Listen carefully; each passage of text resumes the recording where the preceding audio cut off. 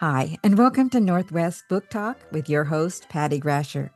Today, I'm thrilled to welcome Christy Caplan, a PR specialist with a wealth of knowledge on how authors can effectively promote their books. Christy will share valuable tips on leveraging social media, engaging with bloggers, hosting events, and more to help authors boost their book visibility. So stay tuned for a conversation packed with actionable insights. And welcome, Christy, to the program. Thanks so much for having me. So, Christy, where should we start? What's kind of a starting point for the authors who don't have maybe a PR plan in place?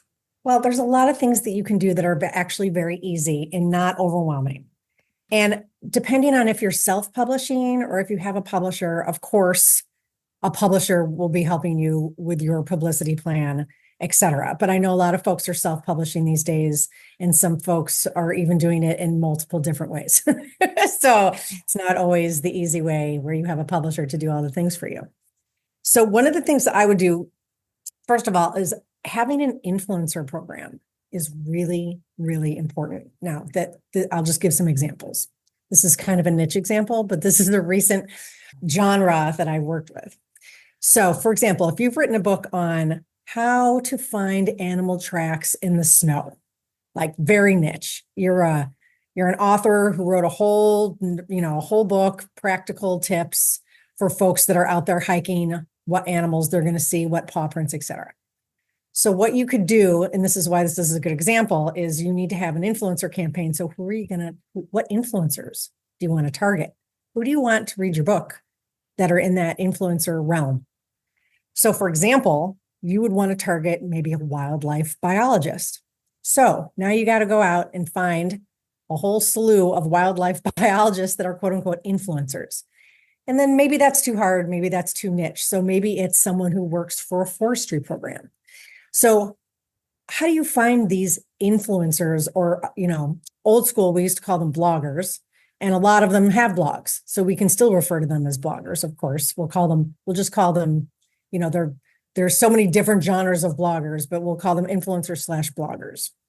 So you want to reach out to them, but you need to find them. So thanks to our friend AI, this is now no longer a Google search.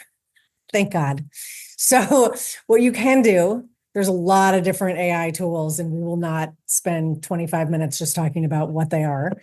But for example, of course, you can just use ChatGPT, which is great. There are other useful AI programs. So for PR people, there's a brand new one. And it's a free trial. You probably are going to have to upgrade to a cost, but it's here nor there, but it's brand new and it's called Dazzle. So just Google Dazzle. And it has helped a lot of us because it takes a lot of the work out. You basically tell Dazzle what your pitch is. So the pitch is your book, and then who you want to target. And then it will help you identify influencers on whatever genre, whatever topic. So you can use that tool. That's brand new.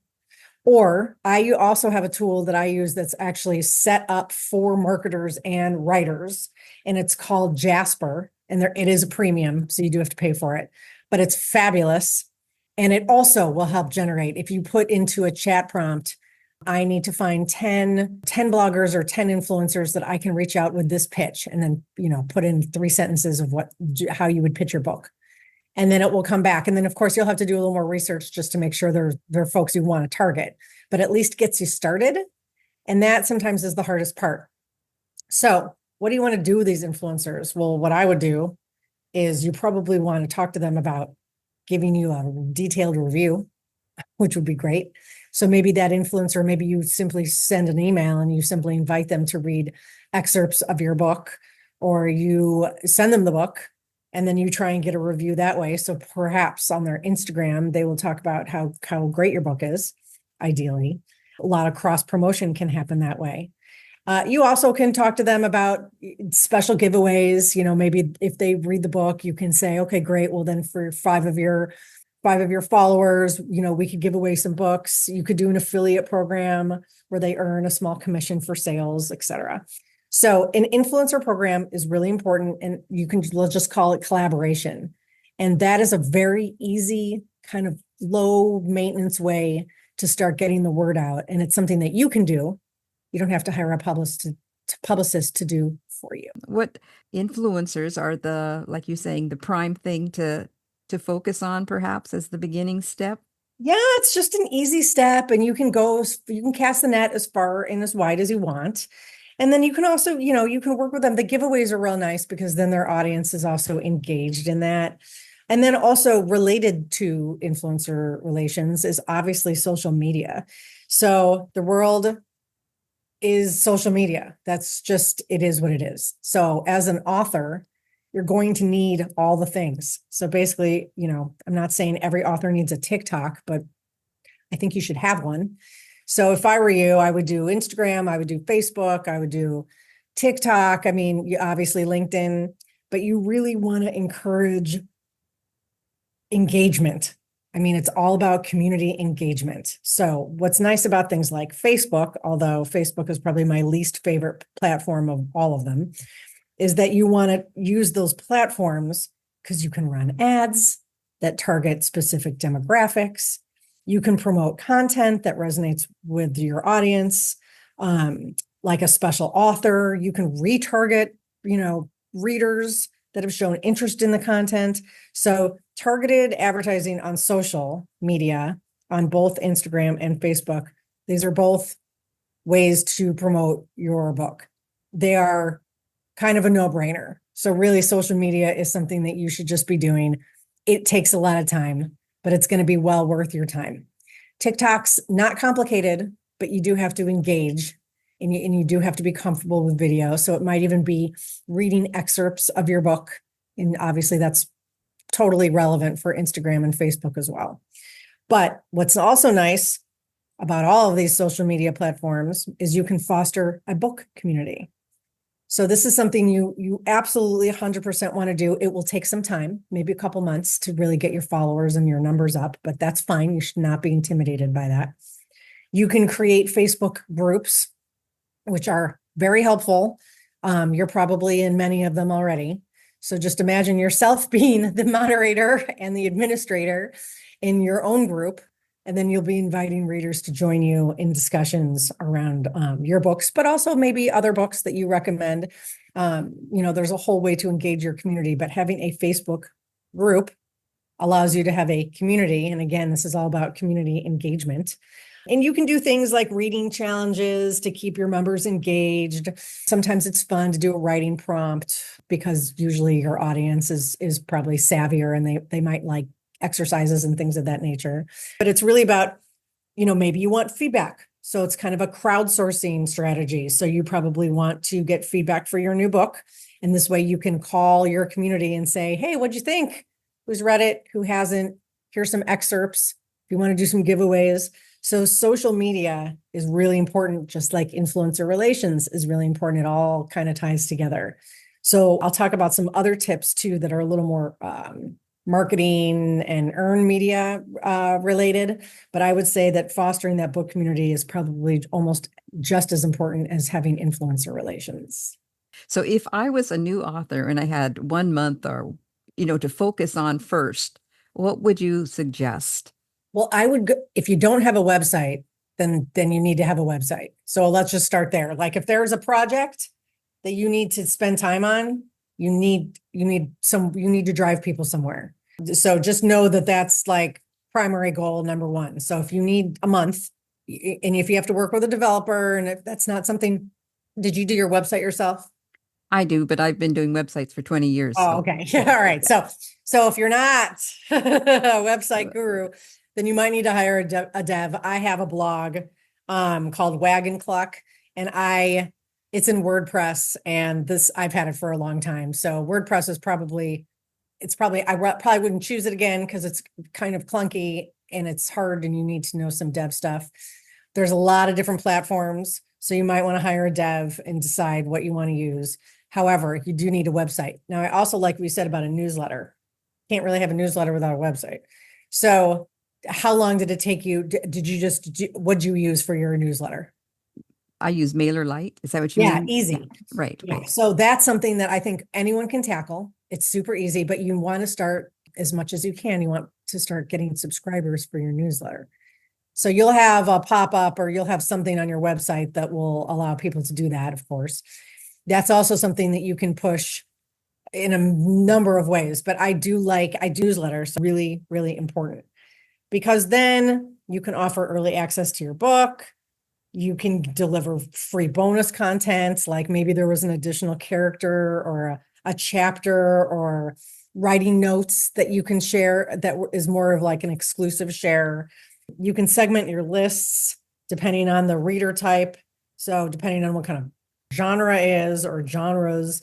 So having email marketing on board is really important, and that it will take you a while. Like hands down, it took me, oh my gosh, easily months after my blog/website was up to try and really make sure that the template that I had for my newsletter it doesn't have to be perfect, but I needed to make sure that it would work for the stories that I wanted to push out every Sunday when my post would go live. And you want your newsletters to be engaging, and folks get a lot of newsletters and you want them to be opting in, not opting out. So I love that. So I agree with you. I feel like website, newsletter, like those are really core. Now, after that, then you can start playing with social and influencer relations and all of that. But of course, primary to having your book sell well is that you need a good site. So I love what you call influencer marketing. Is that what you call it? Or Yeah, totally. Or relations or whatever. Yeah. okay, so obviously the big names that you want to get connected with are going to want you to be a little more established or have some kind of reciprocal that would benefit them, right? Yes, it would be great to be collaborating also with other authors in your genre. That's really great. And ideally, to your point, if you're new, it would be really great. I'm not saying that like Stephen King has to be your target influencer, but it would be really great if you had other authors that were well established that were recommending your book to their audiences. So I would throw that into another category of influencers. I would say, okay, great.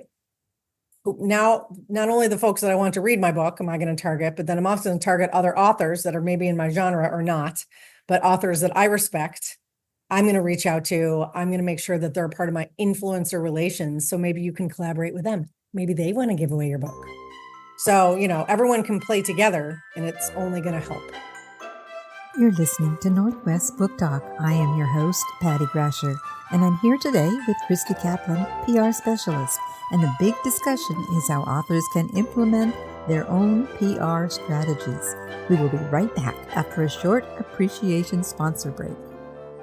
If you're looking for pizza in East Vancouver, consider visiting Giuliano's Pizzeria in the Cascade Park Fishers Landing neighborhood.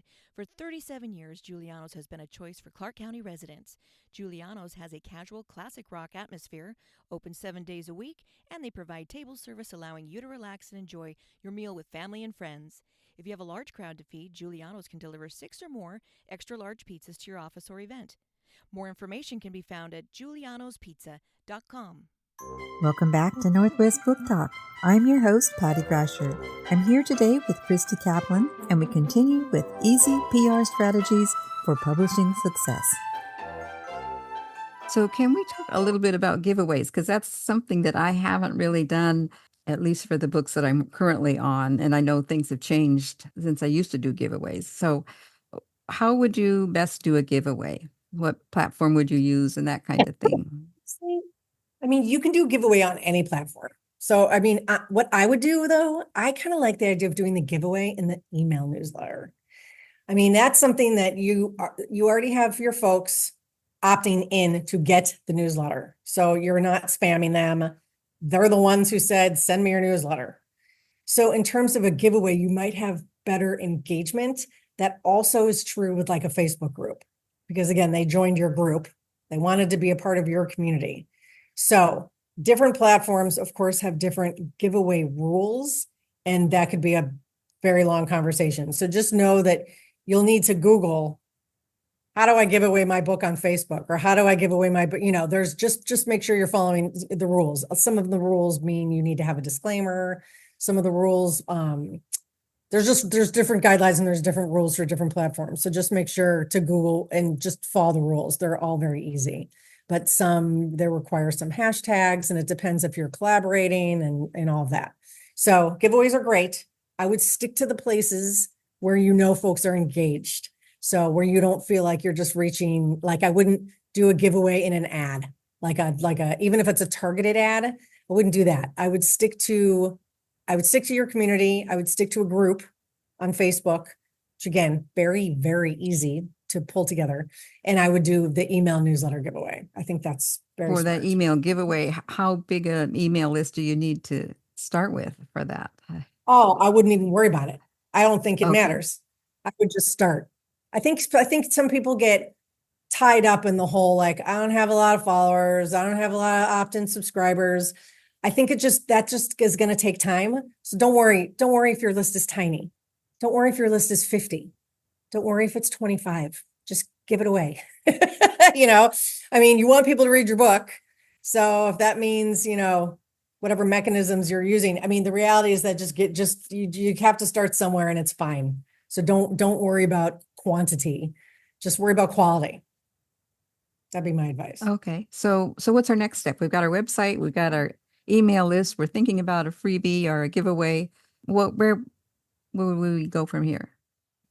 So honestly, you and I happen to live in like a book loving community because I don't know what it is about the Pacific Northwest, but I feel like there's just authors everywhere here. And we just live in like kind of a weird special place for authors.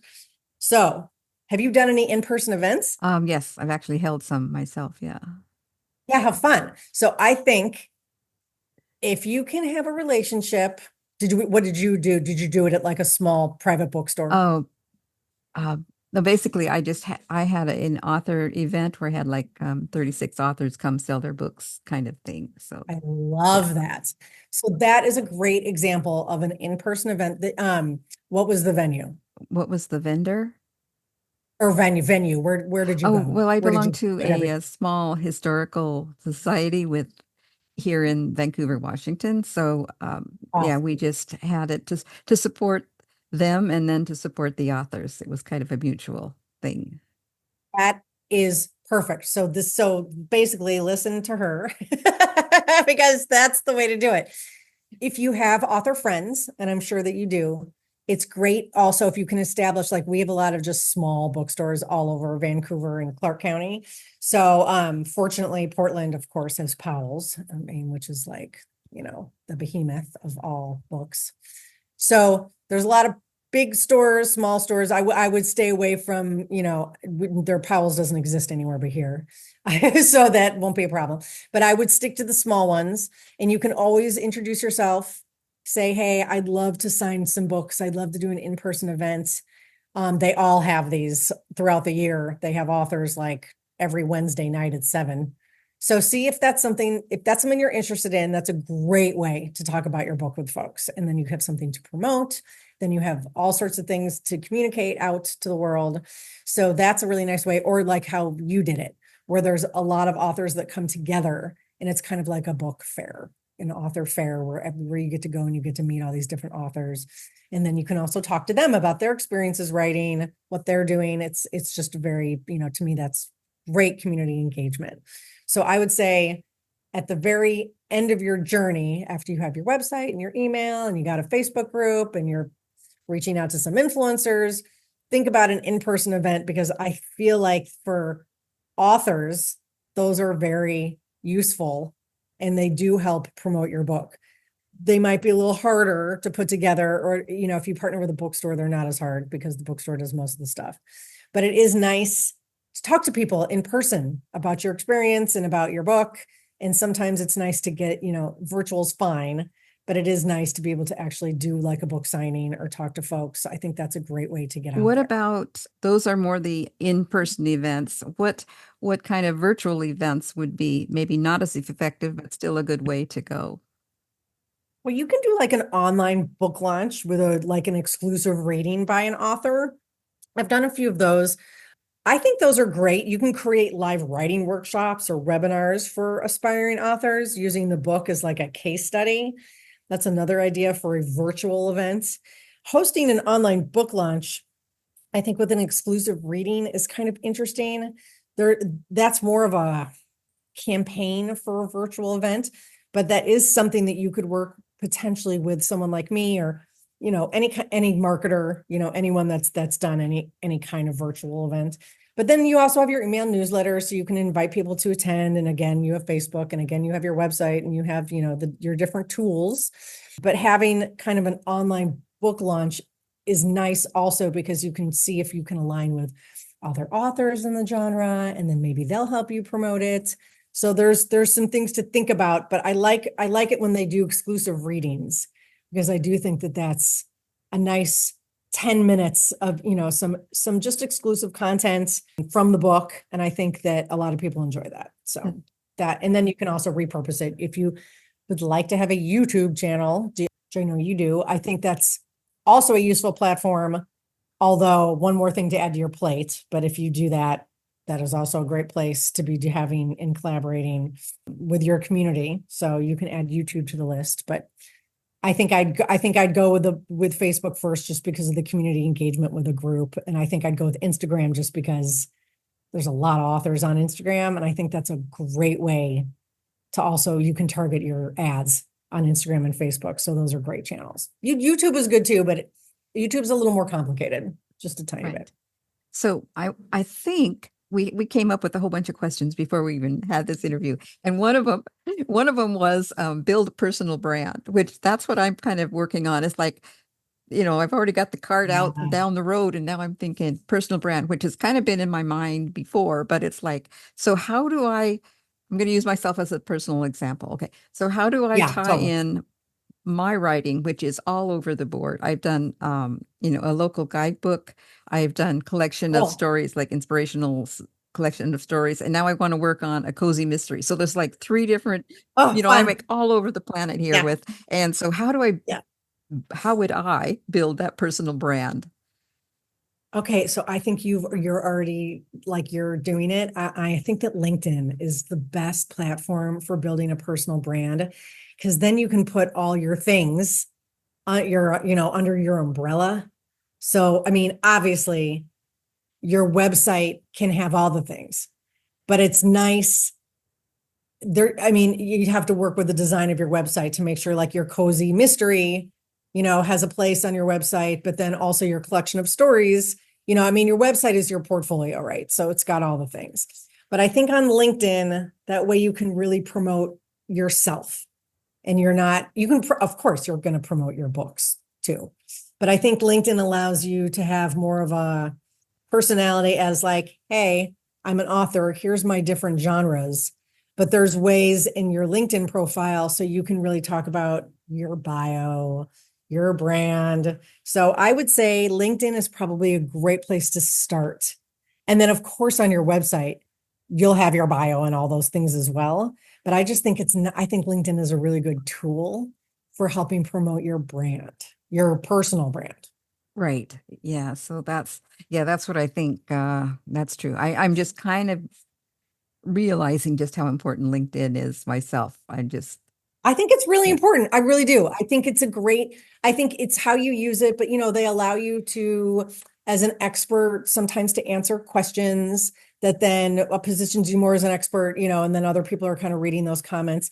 You commenting on other authors' posts, people are going to see that, and then they're going to be like, oh, as an author, like, she had a really good point of view on this. So I believe that LinkedIn is not everyone wants to use LinkedIn, but it's kind of a missed opportunity if you shy away from it. Right. And I think from what I've been gathering, that LinkedIn has changed its whole personality, basically. It used to be all about getting jobs, and now it's all about making, like you say, now it's all about connecting, and not just connecting with, I want a job, but connecting with people to connect. Yeah, like, as a PR person, and I'm also a writer, but I have like a weird niche because I specialize in animal health and wellness, nonfiction. But I use LinkedIn as a platform to make sure that I'm also looking out for as a PR person, I look for other people, editors and writers that I can pitch that are in my genres. So that's one strategy I have. Like I'm constantly, and I don't connect with them because they don't know me, but I follow them because sometimes they'll put out a query that says, "Hey, I'm looking for an expert, blah, blah, blah." So that is great. But then also as a writer, I'm obviously making sure that I know what's going on in the world of animal health and wellness, like who's talking about what brands are launching new products and things of that nature. So there's a lot of ways to use LinkedIn, but I think it's really great for your own personal brand. Really great.